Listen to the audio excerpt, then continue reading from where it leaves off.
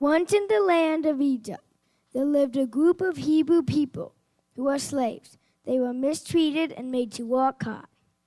There was a lady named Jochebed who had a baby boy. She didn't want her baby to be hurt, so she put him in a basket and hid him in the river. The baby's sister, Miriam, hid by the river to watch him. The basket floated all the way to the palace, where the Egyptian princess was swimming with her maids. The princess saw the basket and sent one of her maids to bring it to her. All the ladies were surprised to see a baby. The princess decided to keep the baby as her own son and named him Moses. Miriam saw what happened and came out of the bushes. She bowed down to the princess and told her she knew a lady to nurse the baby. The princess sent her to find the lady, and Miriam brought back her mother. So Moses was saved and grew up at the palace with his mother to look after him. His mother taught him the ways of the Lord as he grew. When Moses was a man, he went to the land of Midian and worked for a man named Jethro. He married Jethro's daughter, Zipporah.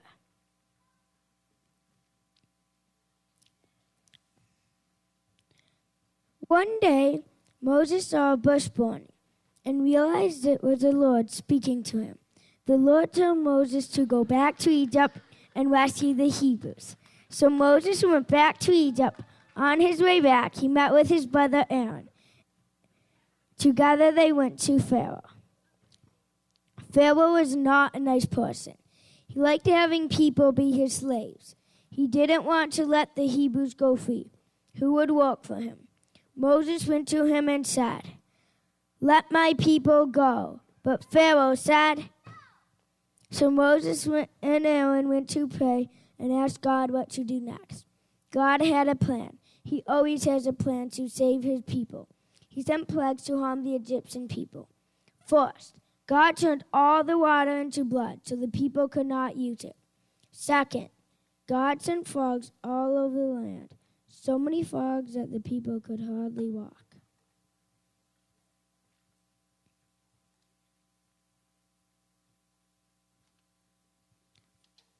Second, God sent frogs all over the land, so many frogs that the people could hardly walk.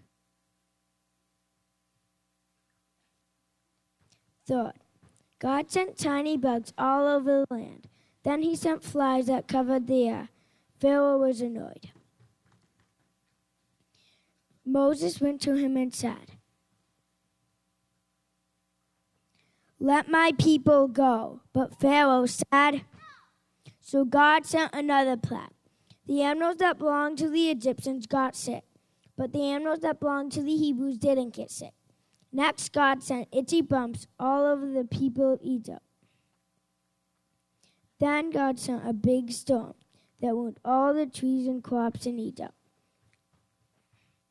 Next, he sent giant grasshoppers that ate everything in sight.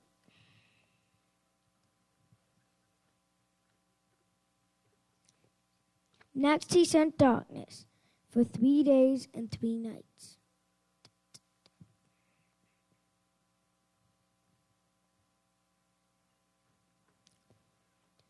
Pharaoh knew God was against him, but he still wouldn't let the people go. So God sent one last plague. The oldest sons in every Egyptian family died. But God saved the oldest sons in every Hebrew family. Pharaoh was very upset because his own son died. So Pharaoh said to Moses, "Get up and leave." Moses and Aaron and all the Hebrews took their belongings and left. After they had gone, Pharaoh was angry. He wanted the Hebrews back to work for him. So he got all his army together and they went to chase the Hebrews. Moses and all the people walked until they came to the big Red Sea.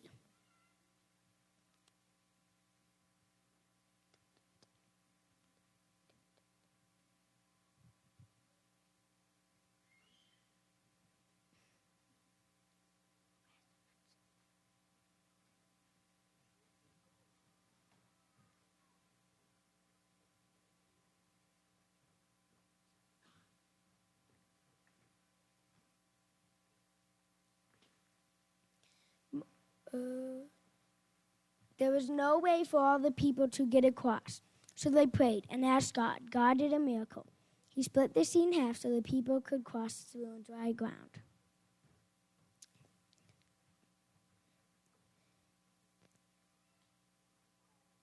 Pharaoh and his army came to the sea and started to go across on the dry ground, too.